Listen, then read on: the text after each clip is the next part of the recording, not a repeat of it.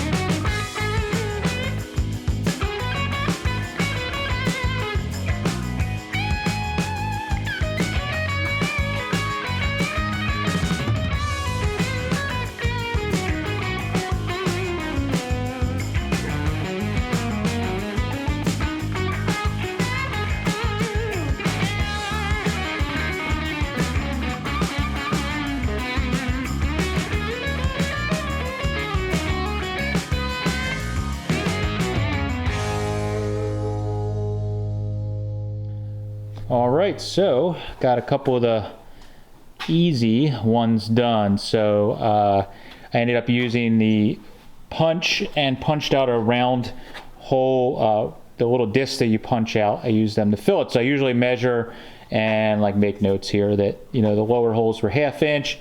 The other ones were actually 11/16, but I got away with 5/8 holes because I smashed them on the anvil and expanded them a little bit. And you can see top one's all filled. That was 11/16, and then we got our 5/8 ones filled. They're not perfect, but they're not too bad. I hammered and dollied them a little bit, and they're decent. Much better than a lot of the other damage on the car. And then I went ahead and welded the bottom seam here where the edge of the cowl overlaps onto the rocker. I welded that all up. That locks all that in and further makes the car more solid.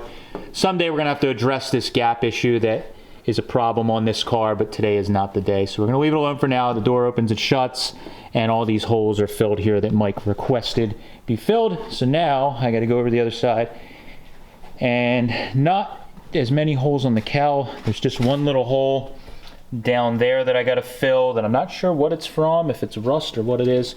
And then I gotta weld this little area here that goes again from the rocker or the cowl bead over the rocker there. So I got to do that, and then we're going to address this one here. But we got to move. We got the 38 in here. Steve's doing some wiring, and before I grind all this filler out, we're probably going to roll this car outside or drive it outside because the whole front of it is just going to get covered with body filler. So that's I'm dreading that, but that's the last step of this project.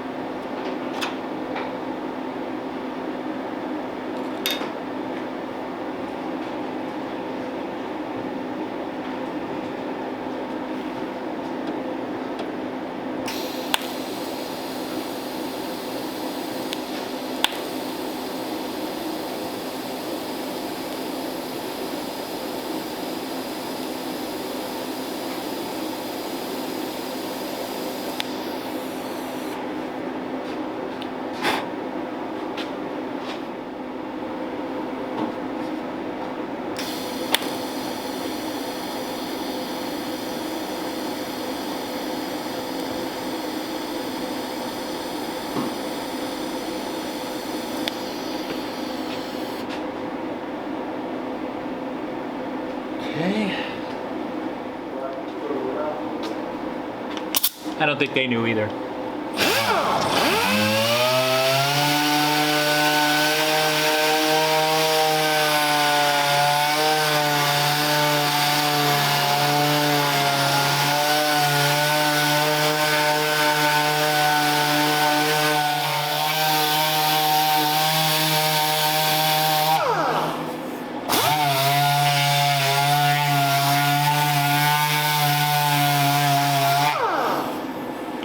Good enough.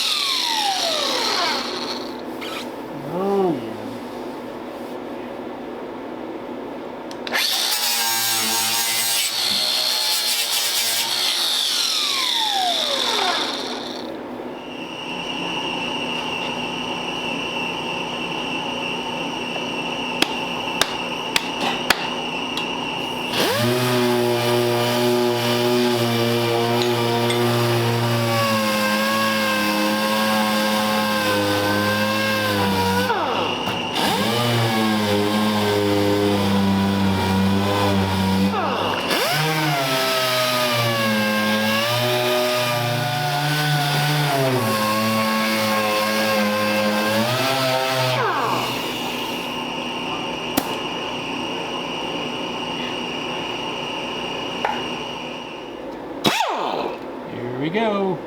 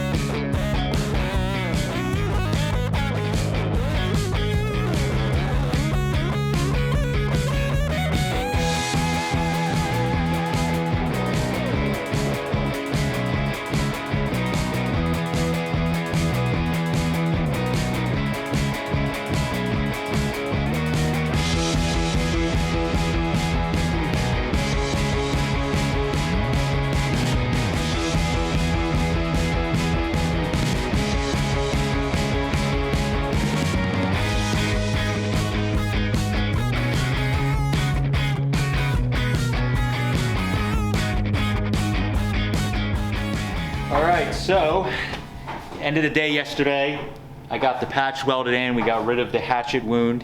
I was kind of upset because I did enjoy your artwork on the side of the car. Yeah, I did. I took some pre and knocked it off. I've been avoiding this patch for a while because it was a very, very scary thing to try and repair. For anybody that's done any kind of work on old cars, you probably know anytime that there's a hole or damage that's in the center of a big open area, especially when it's trapped between body lines, can get really crazy with oil canning and all that stuff. So when I dug all the filler out of there was a bunch of damage in here because they had torch welded the brackets in. So when they did that, it was warped the panel. And then not only that, when they took the car apart and ripped it out, it damaged all down into here. So I had to spend a little bit of time just getting the shape back in the panel in here.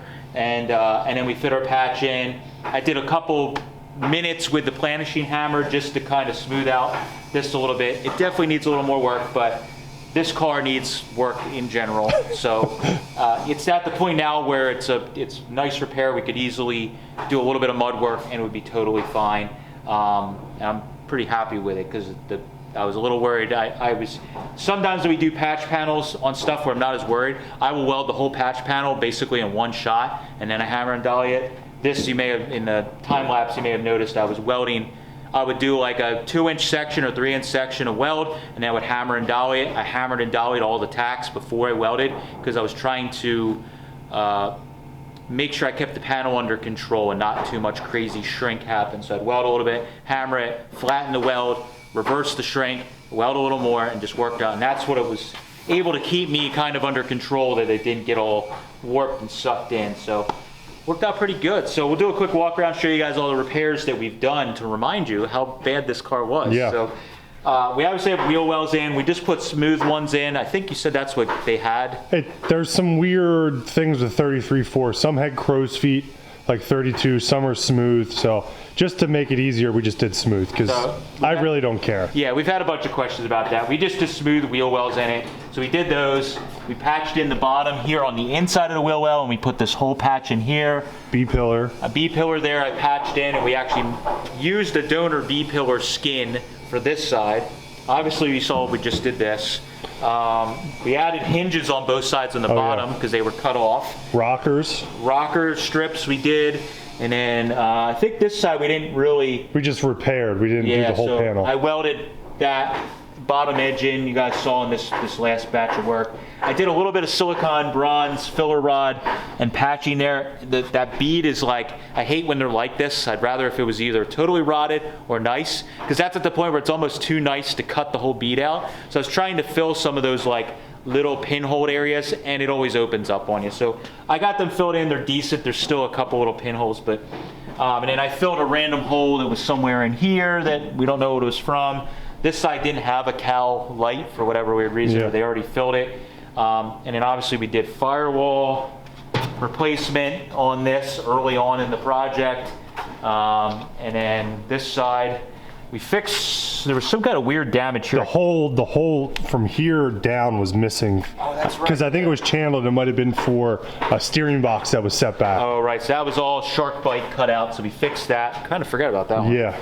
And then this last thing, cowl light and antenna holes we filled, welded down into the rocker here. The inside of the door skin on this side. Yeah, so we did so much on this car. Yeah, so I made the inner.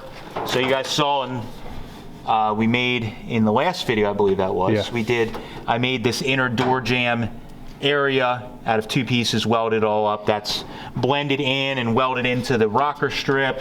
There's like all these little pieces that we had the stuff built and kind of tacked in. So that was the stuff that takes a lot of time. Like I built the B-pillar. Now we got to connect the B-pillar to the rocker and the rocker to the skins and all that stuff. So everything's good there. Again, this is here. These door hinges are a mess on this car. We're trying to work around what they did. This door's the worst because this hinge is actually welded to the door skin. Because this door probably flew open backwards at some point. A bunch of times, and this car already still has that problem. I slammed the door and that door popped open. Yeah, I gotta add some latches. We're gonna add safety. This car, some 33.4s, if they haven't been abused, they're actually not bad and the doors don't pop open. This one being an open car and being abused, the doors, I think it'll be a problem. So we're gonna put some of those safety latches, latch the door, and you put a mechanical safety latch in there, maybe an old military style one like a lot of people do. But the door hinges are kind of welded to the skin, and we're gonna work around that stuff and just live with it. But getting the bottom hinges on was a huge thing. Now it's pretty The nice. door doesn't sag when you open it. Yeah, the door doesn't sag. They actually do shut decent, so I'm pretty happy about that. And of course, same thing on this side, put this whole lower patch in, wheel wells. We made it part of a rear panel. Yeah, I made the whole lower rear strip. So I still need to do a little bit of this off camera. There's like a little bit of the original sub rails that are cut out there. So I may make the piece of sheet metal just to wrap around and kind of finish it out. Stupid little work that we need to do, but I mean, I'm pretty crazy that most of the sheet metal work. Yeah, this coming winter we'll probably go through, and the door gaps aren't great on this car. Terrible. The cow has spacers under it, and there's still a big gap. And the thing we were looking at before is the body line kind of lines up here, like the top of it lines up, and everything is going downhill at the same angle with the rake of the car. So sometimes people would say cut the cow and lean the cow back because that gap up. Well, then by the time we got the cow to line up, this bead would be uphill and this bead would be downhill. So you'd have like this effect. So this thing was so out of whack that we're going to have to I'm going to have to actually fill that in with metal and make it all work. But for Mike to drive it, it doesn't matter. If the doors stay shut and it doesn't fall out of the car, we're doing pretty good. Yeah, exactly. Now, I'm not worried about falling out of the car. I'm more worried about the door wrapping around and smacking the back tire is the biggest worry. Yeah, so I think this car, I didn't even say this to you, but I said it yesterday to Steve, we need to strip this car down. It is really ugly. Yeah. So I think we need to SCT or strip the whole car down, get all the paint off, and maybe put the whole thing in an epoxy primer just to get it one color, because it's red and it's silver and gray spray paint. There's green. There was green on this door at some point. There's a green rear panel we put in. There's a red panel we put in here. There's white. There's spray paint. There's everything. So I think we need to like strip the whole car down, get it all in bare metal, and then maybe just do a quick coat of light gray epoxy primer or something just to get it one color. It would probably take us like an afternoon to strip this thing. What's wild is the whole inside of the car is surprisingly one color. It's all red on the inside. It's like, yeah, it's pretty decent. It's like red oxide primer, so kind of crazy. But I think just to get it all, it'll also help as I keep doing repairs to the car. We just sand a little bit of epoxy primer off when we're down to bare metal. We'll know what we have underneath because I think we're going to run into more lead, filler, whatever. And even though there's still going to be dents in the car, at least if we get it one color, it's a good start and we can work up from there. Because like a lot of these cars, we're trying to get them on the road, enjoy them, and work on them as we drive them and try and make them better at all the time. So I think stripping it's going to be one of the next things. Definitely the next thing is chop it. I'm tired of looking at this damn thing with that stupid, silly windshield. So we're going to start by next video chopping the windshield. And I think I would like to lean the windshield back. Yes. It's a pretty big project, but not terrible, but it's involved. So I think for now, just to do it in steps and make sure that Mike likes everything, do some sort of chop. And then we're going to do that in the next video. So, but yeah, it's kind of nice to be done the scary major repairs, and we now have a body that is you could almost call solid. There's no fist-size holes through it anywhere. Yeah, probably the first time in a very, very, very, very many years. Many decades. Yes, that this thing's been like that. So that's all we have for this one. It's been fun getting some big steps done on Mike's car, and we're going to keep attacking it and try and get this thing on the road very soon. So thanks guys for following. Appreciate it. Catch you later.